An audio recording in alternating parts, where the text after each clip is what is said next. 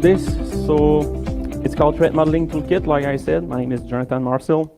A small summary, so I will go with my background, a bit of myself, and not that much, but more about what is threat modeling as well. Like we just said, we'll have some actual questions because this talk is literally 10 times better if you ask anything. So about in the middle of the presentation, you will see slides about those questions. So please jump on it because we need to go quick. I have a lot of content ready to go through. And so our helper will be in the middle of the room and he will just jump at you with the mic. It's important because we are recording. So the core of this presentation is really like all the toolkit components, as you basically can see, so data flow diagram and attack tree. So I will jump right into it.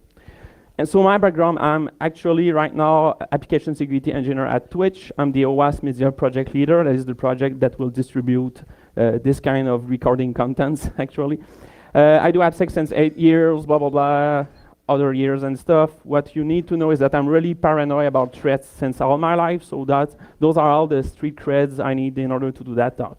Like right now, I know where are the exits, how thick are the glasses and stuff, how far is the sea and everything. So my threat modeling experience is basically like working in a SDLC and doing application security activities. So I'm like kind of broad AppSec engineers that does everything, mostly because most of the time, I don't know, I was alone doing it, sniff. And so what you see right now, it's basically a drawing that I made. It's boxes that says those are the steps that you can do in your SDLC, even if you're agile, it works. And the arrows are the application security activities that you do during that. So I'm really like super practical. I'm frontline. I do all the stuff myself. I always have my burp window open. And I'm actually very time constrained as well. So threat modeling for me is just one part of the thing that helps me in order to be more efficient. And so it's not all that I do when I do it. It's always part of maybe something else. This talk is really here to share my enthusiasm about it. So it's not like a sales pitch on, oh, you should do threat modeling and stuff. If you like what I will be presenting, then just try to use it and then you will see by yourself. So what is threat modeling? It's an application security activity to analyze the security in software development. That's exactly what I just told you before. I think it's there to really systematically structures the attacks, the bad actors, that are the hackers or the bad persons, and the actual countermeasure or the so-called, let's say, security controls. There's another thing that we call threat intelligence. In my own definition, I really tend to take it out of the threat modeling part because it's half of it, but it's not really modeling. It's much more knowing about the threat actors and what they have to gain. It's like a knowledge base of threat, while modeling for me, it's more just the methodologies and so the tool and this talk. So who and why do threat modeling? Well, it's a common method for the security practitioners as well as the software engineers. You sort end up doing it by doing design review as well, or at least that's a byproduct of when you do threat modeling, you sort of are doing a design review at the same time. So it can be like the same activity almost in many cases. It's there to also clarify what the system is for the reviewer. So when you're trying to understand a design in order to make a review out of it, then doing threat modeling in some of the actual component that I will show you, it helps you a lot on the understanding. And then you can use the model that you're building in order to highlight the ameliorations or also set requirements.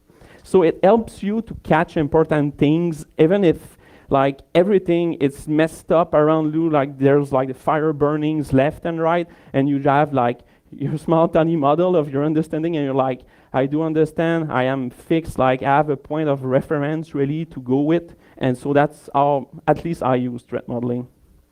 So it must be collaborative because I think that most of the projects, they fail because lack of, let's say, communication. Because most of the people I've met in this industry are like super smart.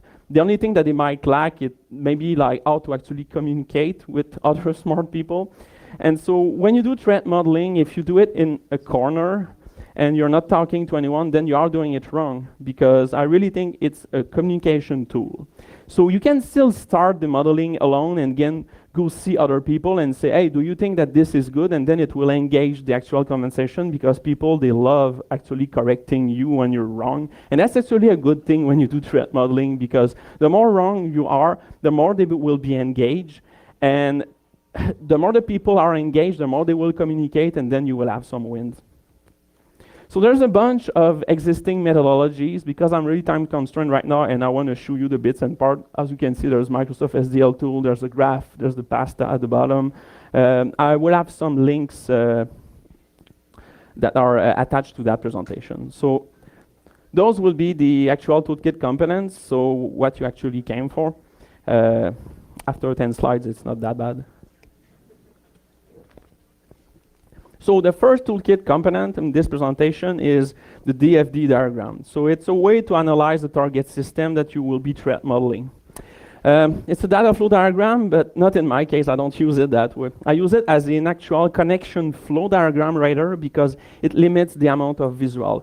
Every time that I try to do a data flow diagram, it's always one arrow in that direction, another arrow in the other direction. And because of that, it doubles the number of arrows, and most of the time I ended up not needing it. So I was like, okay, I need to limit the amount of actual, like, of what is on my screen. So because of that, it's not really a data flow diagram. It focuses on the attack surface and vectors. And so the way that I'm doing it is that when you have a port that is open, as a simple example, you have an arrow that points into that port. And then you know that that's the direction of the network interaction. So it provides the DFD diagram, or the flow diagram, as I might call it, a security-oriented view of the system. So it's a representation of, let's say you are the security reviewer in this case, it's a representation of your comprehension of the system, and of course it will evolve with understanding of the system, design or architecture changes that are attached to that system. And one thing that is really important, and I have to stress this, is that it's not an architecture document. It's not a thing that really should be part of the main set of documentation that you might have, because it's really part of what you need in order to do security. So it focuses on the details that are relevant into security, and it might omit what is important for engineers. As an example, you have a very complex system, and then you know that the attack surface is much more upfront. There's a lot of stuff at the back end that you don't care. Well, in your case, you won't just model it, you won't graph it, you won't have any representation of it. And so this is wrong architecture-wise because it's not complete. But for a threat model, like, one of the way of winning at this, when you are time constrained and everything, is to scope it at what you think is important, at what is upfront and everything, so you might omit a lot. So here's the actual basic step, and don't worry, we will go with examples step by step. That's the core of this thing. So there's a square for actor, there's a circle for process, there's a double circle for multiple process, there's the arrow for the connection flow, like I said, there's the double line for the data store. I won't blame you if you're using like a cylinder instead, like everyone else. There's a red dotted line for boundaries or any frontier. This is all, by the way, Microsoft SDL notation. So the example that I'm going to use in order to trace a flow diagram is actually cryptocurrency. So it's my own setup I have at home when I deal with Bitcoin, let's say. And so I'm the user. I guess that's me, and I use the Electrum wallet. That is a software wallet that I have on my machine that is used to store, send, and receive Bitcoins, right? So super easy right now, right? Then we add the other components. I also use a browser, and I have a mobile app on my phone in order to get some more information that are related to, let's say, Bitcoins and all that stuff. I also made like a small training bot. It's not doing much right now, but one day I might be rich, who knows? I also dig and I look up Electrum Wallet as a server-side component that is Electrum X. So I grab that. And then I also work with an exchange. So the exchange has a website. There's a backend as well with the website that I see that I can hit. And there's an exchange API. And so those are the main, let's say, components of my flow diagram, or at least the processes as I can see. And like at Trace right now, you have the internet boundary right in the middle. So in my point of view, on the user side, everything on the other side is like, it's in the cloud, it's on the internet. So that's why I add the label. So one other thing that I normally do when I graph like this is that if I want to expand something, because my Electrum wallet As I looked into it, I realized there's a GUI and a daemon that goes with it, so it's not just one single process. And in this case, in what I wanted to model, I realized at the end, no, I need to expand this really to make it clear because it's an important part of what I'm doing. So many times you will end up at the end graphing and then saying, okay, I need to expand that in order to make it more clear. Right now you have it more at the beginning because I just want to be consistent with the steps. Other thing that I add is the blockchain integration. Like I said before, if I don't really care about what is on the back end, I might just abstract this. I literally totally made it up. And so I assume they do some blockchain integration. Here's the database as well. This is all made up, but just as an example, it fits. You have the MySQL database that is for the user plus the config of the exchange, and then I assume there's a MongoDB for the exchange APIs and all the transactions and everything into it. So adding the, let's say, connection flow arrows, as you can see now, the interaction becomes clear between each and every processes. And so at this point, that's my comprehension of the interaction of all the actual processes all together. And you should be able just to understand the same thing as myself if you just look at that. As an example, you know that my browser actually access the Exchange website and also the backend as well because it's a front-end, back-end architecture. I have also a weird thing that my browser do connect to a daemon on Electron Wallet. Why? That's curious.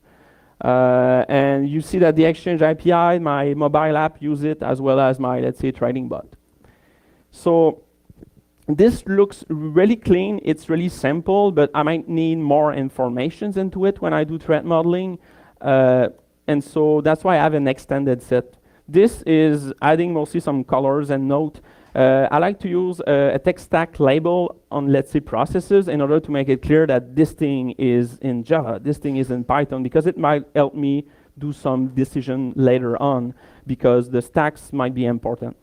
I also add a lot of labels on flows because as you saw before, this is unlabeled, so you don't know what it is. And so I really found it really useful to document the flows in the diagram. So with that, I'm just adding label on top of it. You can add you can have like a sticky notes, anything you want actually.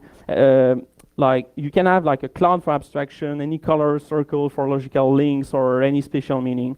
The main rule I have is to keep it visually pleasing and as minimalist as, let's say, possible. You don't want really to look at a thing that is way too big. One of the reasons that I say that is that if you end up doing it and you say, this is what I'm working on, it means that you're working on too much at the same time. You need to scope yourself, you need to be focused. There's also another component that is a table of the security control and mitigations. We'll see it at the end. So here's the graph as we had it before, and then I'm adding some labels on, let's say, connection flow. So as you can see, there's a few HTTPS links. There's it's JSON or PC for the daemon, so I wanted to add that. There's one thing that I'm not sure about between the mobile app and the Exchange API. Is it HTTPS? I'm not sure. Is HTTPS well implemented? I don't know. So there's a lot of notes, and as you can guess right now, this is literally my working document as I try to work on the security of all this, as I try to understand. And so I'm really using it in order to organize myself as well. In this case, it's a made-up example, so I did it by myself. But in the normal case, I will go see, I don't know, the exchange people, and I will ask them, is that right? Do you have this as a database? And they might say, oh, by the way, yes, we integrate with blockchain, but it's secret, so that's why I did it as a cloud. And so those are the labels that I had. So I have Electromix is in Python, and then I have some React.js and Ruby for the Exchange website and backend. Node.js, I have it on the Exchange API, and my trading bot is in Python. I actually skip Electron Wallet for this, either because I actually forgot about it or I don't mind much. It really depends.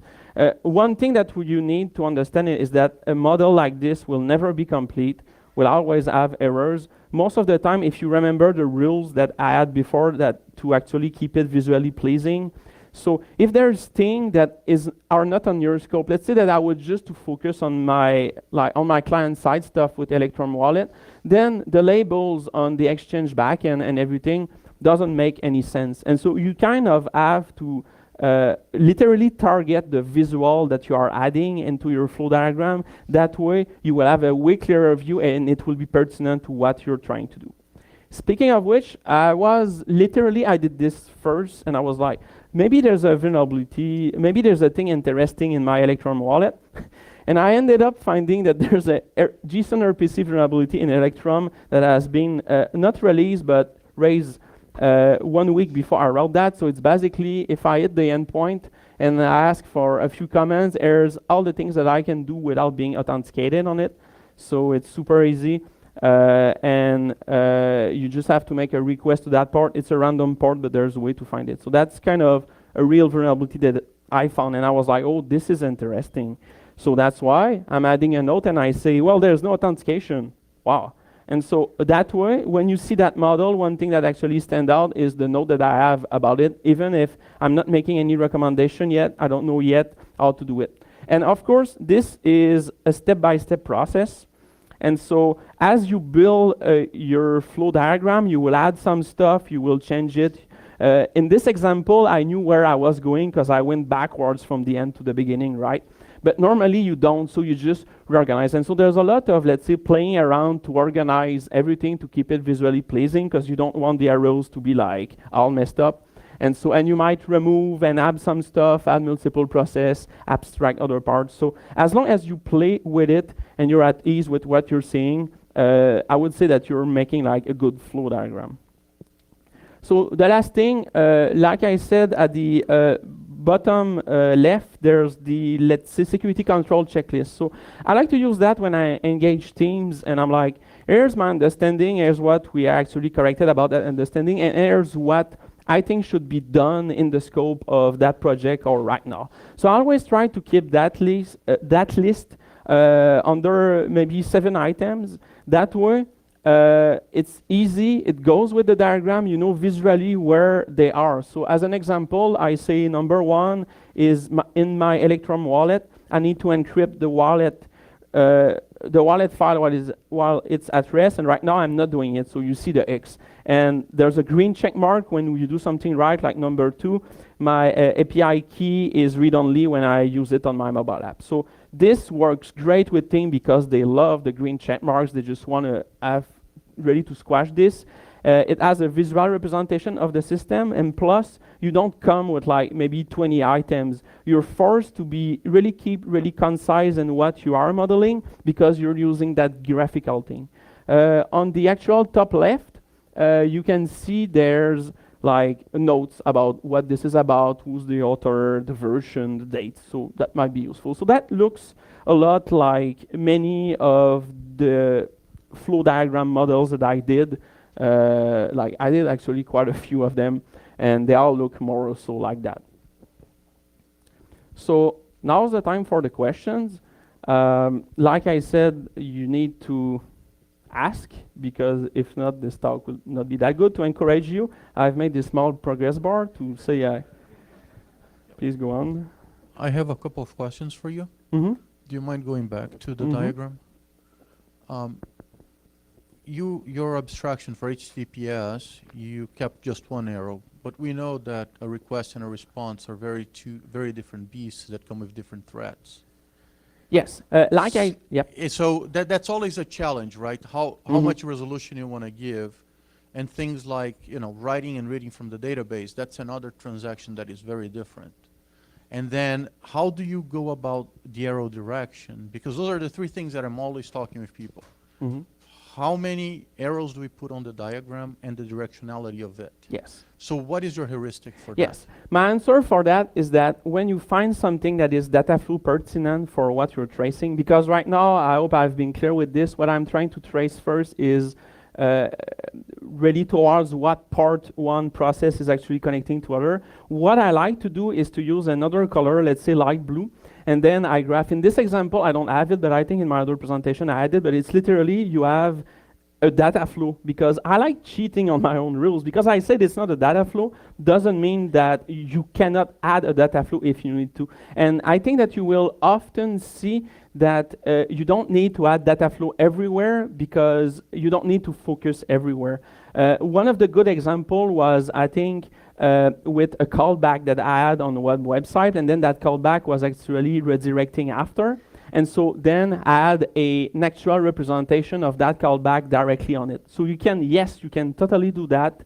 My rule of thumb really to it is that, is it pertinent? Do you think there's a threat that is around it?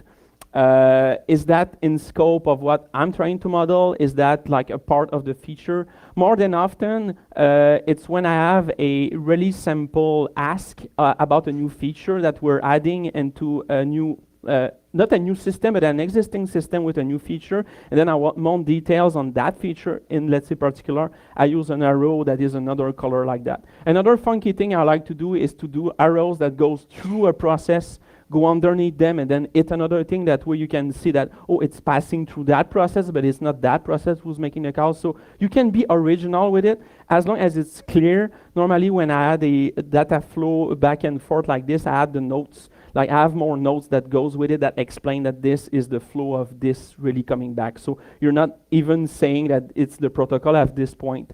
In some of the things, I don't know if I have it in this example, but you can have also some details on the labels, and you basically can say, oh, this is the piece of information that goes to that port. And so that might be help you. But you have to be really careful like that. Like I said, be aware of not doing a data flow diagram that is complete, because if you do that, it will get super messy because you have a ton of arrows. So I hope that this answered the question right. Thank you very much. Another one? So I got a question about your threat model. If you were to hand this to a different security person in a different company, would they understand your threat model? I hope so. I did. That's a good answer. Actually, I did one example with like overseas people, and that was of the best threat modeling thing. Because as you can see, I'm kind of rambling when I talk. I'm not easy to understand. This is because it's simple words. It's literally the system. I really keep it like super short and sweet on what are my recommendations. And I've also clear like a lot of things, because like I said, very bright people might say, this is HTTPS, and then we call, yes, this is encryption, and it's also doing verification of the host. And then somebody in the room say, and this is a true life event. He was like, no, there's no encryption when we do HTTPS here. And we were all like what? And then we understood that, no, we just we set the cipher to enul and blah, blah, blah. So I added a note on the threat model just for that, because it happened to be like an actual clarification. So I think, yes, it does a great job. And I think that's one of the main way that I'm using it, because I basically could keep all that in my mind and then just send an email. Hey guys, encrypt the file address, use API key, read only, blah, blah, blah, enter. So all they have is a boring email with just like a list. And they might say, okay, this, when they look at that, it's kind of appealing really to say, oh, that arrow. And I really cannot stress that enough. If you're too good at doing this, please make mistakes on purpose, because it will engage people, they will correct you, and that's the stuff that you want. So yes, I think it is like, let's say if you understood what I was trying to explain about my own setup with Electrum and everything, then it proves that it works. And are there places for exercising, working with exercises for threat modeling? So, since this is the first time I've actually seen it demonstrated. Yes. I'm not going to be able to go away and just go like, oh, now I can threat model all my applications. Yes, you can. So you know why? Because this is just circles and arrows, right? If you cannot get that from my talk, it's because I'm super bad at really conveying that. But you could directly start doing it yourself, like I did. Like I said, don't do it alone for real, but really for practice, you can just say, okay, I'm gonna threat model that thing, and I will try to make like that diagram, and then I will think about the threat. That's basically, by the way, that's not all of threat modeling. That's just like a part of it. So it's a part of understanding the system. So it's a thing that you can try like yourself, and then you go talk with a friend, and you just continue on that, right? We had another question at the back. I will try to answer it really quick if we get to the guy before that thing goes down. Challenge. Go quick. Microphone, please. Okay. All right. Yes. Oh, okay, it's you. Okay, okay, go on, go on. Okay, I would like to ask, what would it be a better approach for a SAML-based authenticated application? Would it be necessary for me to place a trust boundary between the browser and the service provider, and then another one between the service provider and the identity provider, another one between the identity provider and the Active Directory database, another one between the service provider and the target resource URL? Or would it be sufficient with just place one between the browser, the application, and another one between the application and the SAML provider? My take on this is that if you have a lack of breadth at the end of naming all those boundaries, maybe you are graphing too much of them. I know that the network people, they love making boundaries and stuff. Me, normally, I would say that at the top number that I've seen is maybe 3 or 4 boundaries. I really tend not to do that much, because when you're doing that, it might be because you're not decoupling enough what you're doing right now, or it's just a literal mess. If for you, you really care about it and you want to cross it and you want to make sure that, by the way, the boundaries is supposed to be, every time there's an arrow that goes through it, that arrow is supposed to be more at risk, right? And so if you think it is important, yes, do it. If you don't have any arrows going over them, or the thing that you might not care, you can actually mostly keep it lighter with that. I just want to answer the next question, because we're sort of actually, like, let's say, time constraints. So I hope that this have answered the boundary questions. Thank you. Really quick, this is all fine and dandy, but what exactly is going through your head when you're setting this up? Are you doing this just solo? What kind of research was put into it to actually get all the overall picture? Yes, that's a great question. In this case, I was alone at home and sad, and I was just looking at the system, and I was doing some reversing, right? So I was like, here's the Electron wallet. I did a Google search, and then the rest I just made it up. In a real case scenario, I will look at architecture documents. I will have interview with people. You can even have like an activity that is, you go with the developers, the architects, and everyone in a room, and you make a big party that you are graphing this, and it works because they love doing graphs and stuff. And yes, they might have an architecture already, other document, but then it's there as a, let's say, presentation to you, and so they will just jump in and do it. So as long as you just make it like, let's say, collaborative, I think you will have like a good win, and that will be a way that you will find your source. So existing documentation, existing system, you can reverse them, but more importantly, you have to communicate with people. So I'm gonna jump right away in the next actual component, because we're half an hour in, and this is the longest part.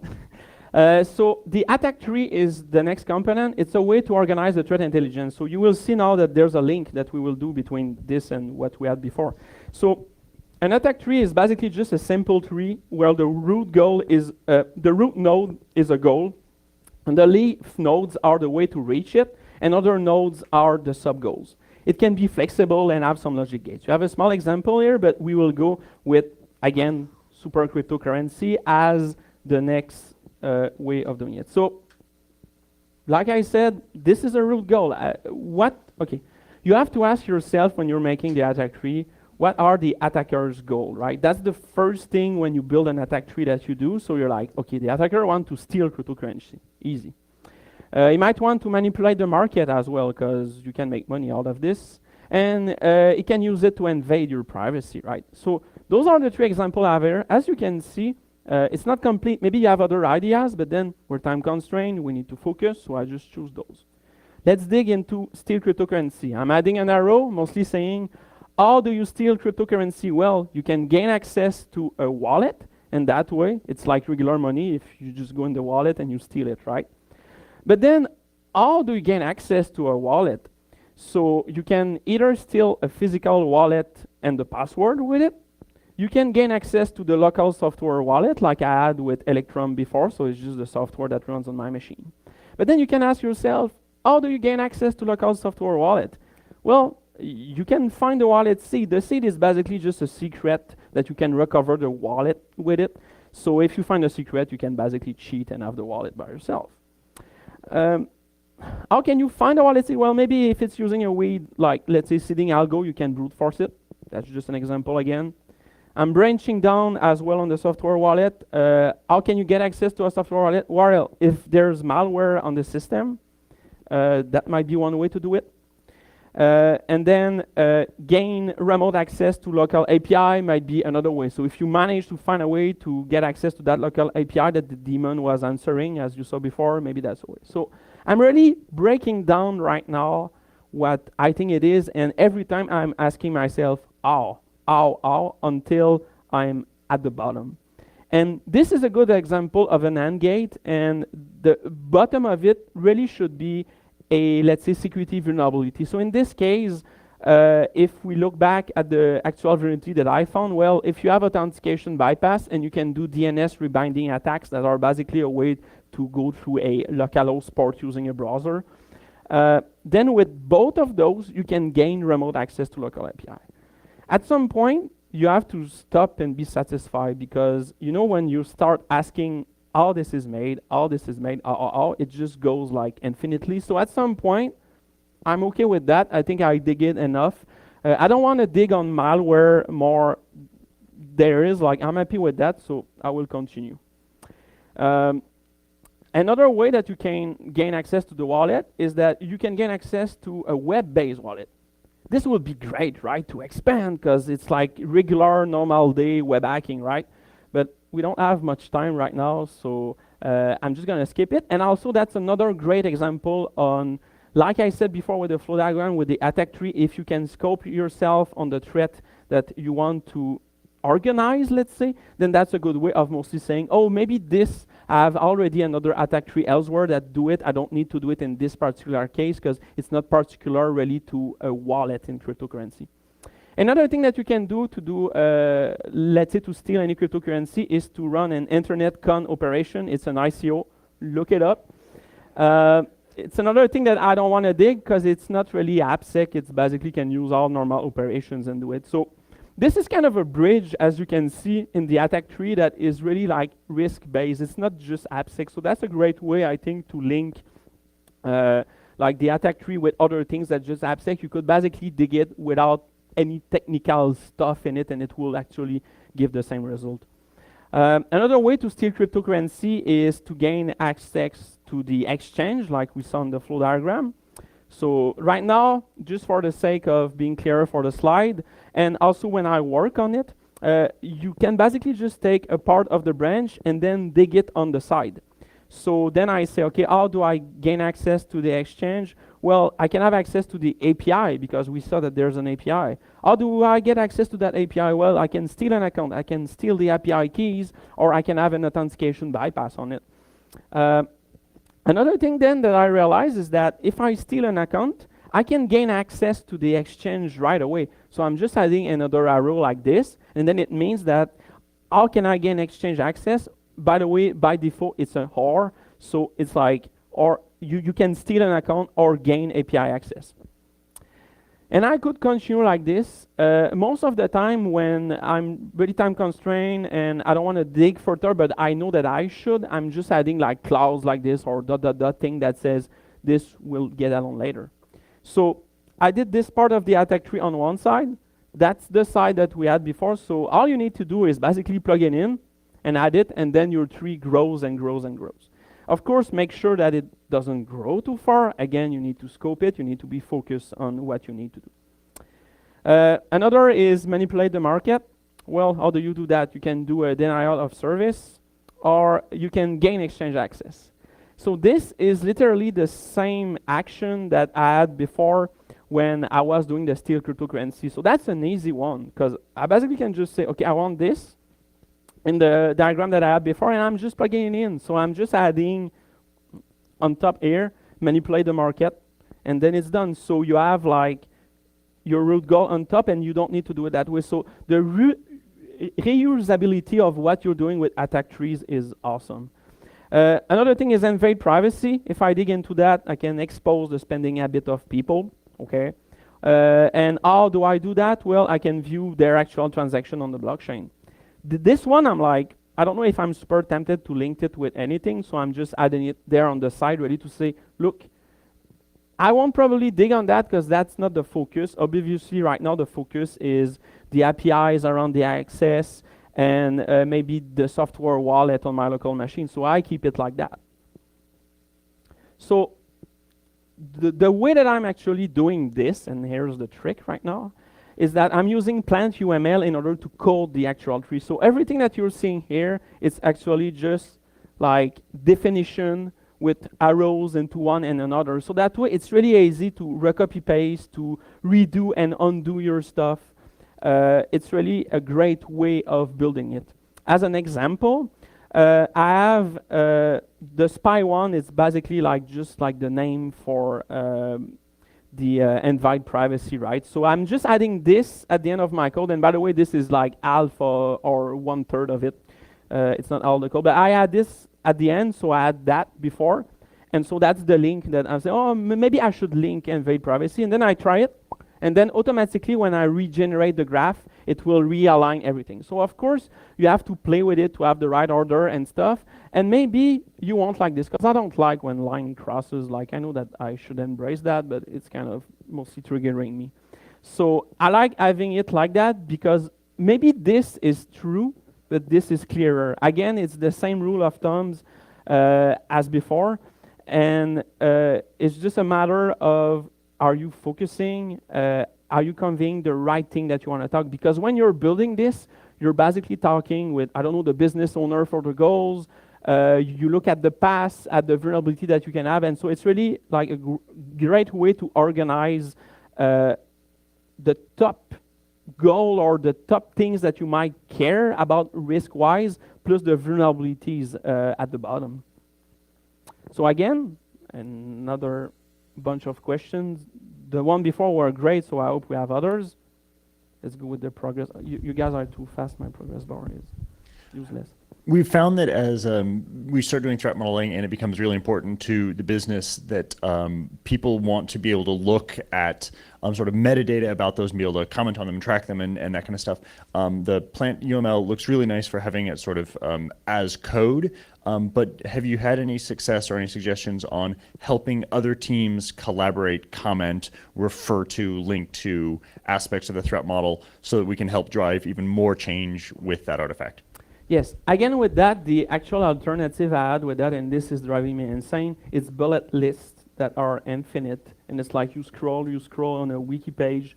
And when you have it as a tree, you can basically extract it and have like a view of one part, or you can just browse through it, because you can actually have a story about how do I steal cryptocurrency and go down and explain everything, but you can also do it in another direction. So this helps a lot with communication. You can say, oh, I have DNS rebinding attack, right? What can I do with that? If you go up the tree, you see that DNS rebinding attack goes up to steal cryptocurrency, and maybe it's not as easy to manipulate the market when you are having that, so you can sort of make a link with that. So it helps you do, I would say, maybe a cognitive links between everything, and because of that, when you will interact with other people, it will make it easier, I think, than just a list or just talking about it. You could have like a meeting with people and they are just talking and they say, oh, this and that, and then you note everything, and then you do your homework, and the homework is let's trace it as a tree.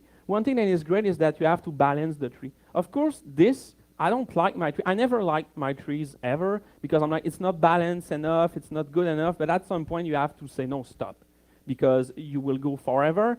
But it helps you a lot, mostly saying, oh, this is actually the same thing here, and then you refactor and go through it. So I hope that this answers your question. Thank you.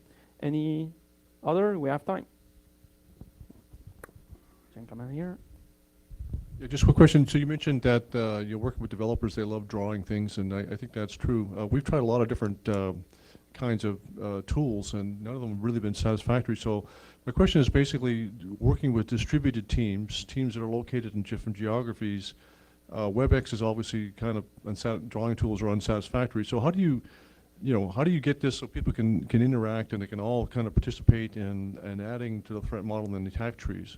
Real practical, like what tools you use and what do you do and what do you tell people? Mm-hmm. With the flow diagram, as we saw before, it was more like a free way of doing the diagrams, right? So you could use a whiteboard and everything. This, when I did it with my friend John McCoy in the room. Maybe we did it on paper in like a coffee shop, and so it was like super awful. I had a slide about it, but I was too ashamed because it looks super bad, right? But then anything that you might have remotely, maybe you have like a graphing board remote that you can do. The times that I did it though remote were more like I did my homework first and I came with the thing, so we just like did a review of what I made, and so I actually present the team remotely, but I could see it as you can just work. The thing you say though about developers, I don't think they like making graph. Those are architects. Developers, they like to write code. So having plant UML, it's actually like I stole that from a developer because they are using it for like a sequence diagram. Every sequence diagram I see, I think it's made of that plant UML. And so it's very popular for that. I'm just hacking it right now in order to have it like a tree. So when you write the code, it goes so fast. When I did this, and I was doing it myself, it took me, let's say 2 hours to make it proper and 1 hour to refactor after. But it goes so fast because you just copy paste, you do like undo, redo. And so I think that you can do it like in a pair programming way, and that could help a lot. And so it really goes with what you're at ease with. But most of the time, attack trees are harder to do on paper because of the refactoring. The flow diagram is easier because it needs to be a natural flow. It needs to look natural. So of course, you're doing freestyle. You could generate it and then reorganize all the stuff really freestyle. But the attack trees, normally, they do really well by code. So I will encourage you to try it, at least to do it like in a pair programming of it, because it's literally just labels and arrows, right? And then you add one and automatically, it actually goes faster when you do that. Well, at least in my small brain, it is faster when I wrote it and I just refresh the graph. Then I try to think what will happen with the change. And so you can basically prototype as you go. Any other questions? So let's add to that. Let's say you wanted to roll out like attack tree modeling to a group of developers that's just had no exposure to threat modeling. At least in my experience, like, okay, honest first time looking at using like plant UML for this is really nice. But I myself have pitched threat modeling exercises to developers that I know, and I've just told them straight up, look, even if you do it on a napkin in a coffee shop during lunch, like if that's all you do, scan that and put it to the wiki. At least there's something. Yes. I mean, you talked about this. You talked about getting developers to possibly embrace this, maybe overdoing it on paper. If you wanted to roll this out to a new team, what would be your preference? Getting them to do something at all, or getting them to do it the easier way, so to speak, with tools at your disposal? With attack tree, as you might see, there's not much about what the actual system is. There might be, because there's some of the goals that you can do with that system, but I feel that the attack trees are more coming from a security background, and then the flow diagram is more coming from an architecture background. So because of that, you don't introduce the same, and I think that this one is really useful when you're brainstorming about what can go wrong. And it's also very useful when you want other people in security to review and add their stuff. Because normally they will jump into it and they will say, you missed this, and that, and you don't have a way to organize it. This will give you like a way to organize it. And if you come in a new team, and frankly, I did this like, I don't know, but near like 100 times, right? And flow diagram is like 100%, right? This is like 20%. It's like I'm not doing attack tree as much because they are servicing the security stuff more than the actual architecture itself, so I do it less. But I still did it with a few teams that were wondering, and we were brainstorming, and it was like not organized. So many of the items that we came up with were like, oh, you can do this, and that, but I was like, yeah, but that's not at the same level. So depending on who you're engaging, because in your case, if you're engaging the developers first, you might dig and go down and start with already like the top of the tree about the threats that you met with maybe some of the PM, executive, or other people, depending on what organization you are in. And then you come in with that and you're like, okay, guys, what do we think that we can add that is like the technical layer? So I see a line in this that some people will stop understanding what is going on. And I see a line that it's kind of the guidelines of the actual like business that will go to the bottom. So at some point, if you don't want to waste time, maybe you should come with an attack tree that is already made at the top, and then with the dev, you dig in. This can get super messy, because if you want to add all the vulnerabilities that you know, and then you just add all the CWE, you will end up with the mother of all three. That's the end game, by the way. It's the end game, but the end game will never be useful for you, because you will have to scope it and what you care right now. So you have to parse about it. So I can see like a system when you basically have a list of all the bottom stuff, and then you just branch it, and then you link. And so you might just do as an exercise the top stuff, because this is business related, and then everything just plugs itself in. And so there's a lot of things to do with that, but normally when I do it, I'm just like, we're just trying to organize in order to not miss, or when there's another person that adds into the threat model, you just say, okay, I'm adding you in a tree. It's way easier to parse the tree when you add new stuff than when you have a list of multiple pages that you need to scroll down. So I'm getting out of time a bit, so I will go ahead with the, let's say, conclusion, and after I will take another question offline if you want. So there's a synergy in the actual toolkit that is a link between the attack tree and the flow diagram. So if you remember the actual security controls that I show you while doing the flow diagram, they can actually be used to be a way of mitigating the sub-goals, and so mostly preventing the exploitation. So it's not like I'm breaking it, it's just like I'm mitigating it. So this is what it looks.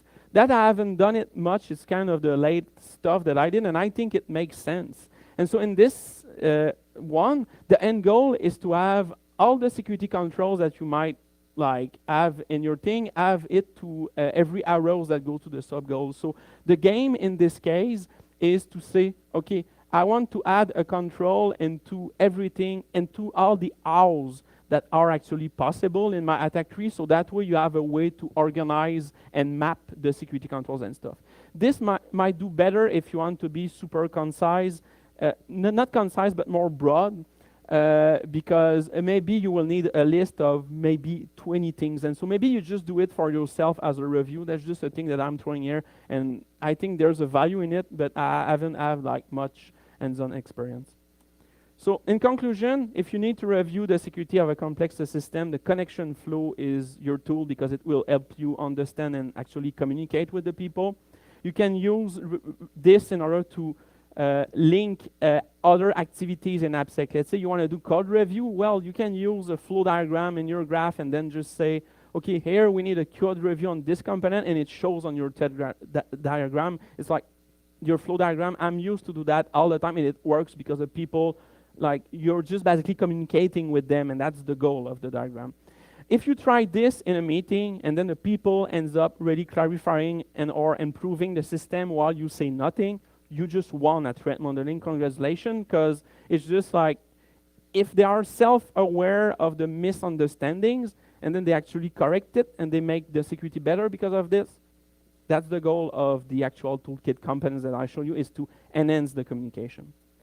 So if you want to know more, this afternoon we have a threat modeling panels with experts. I'm also on it at 2 p.m. With Brooke, Adam, and Izar, so please come. And I would like to talk out, I would like to thank all the OWASP actual chapter, as well as Twitch and AppSec California for inviting me here. So, and big thanks to you for all the actual questions. It was great. If you want the links into my talk, they will be in, let's say, 10 minutes on, let's say, Twitter. Right now, you have already the Plant UML stuff. You have my source code right now. If you go on Twitter, it should be there. You can hit me up. My DM might be open, and this is my OWASP email. So big thanks for your time.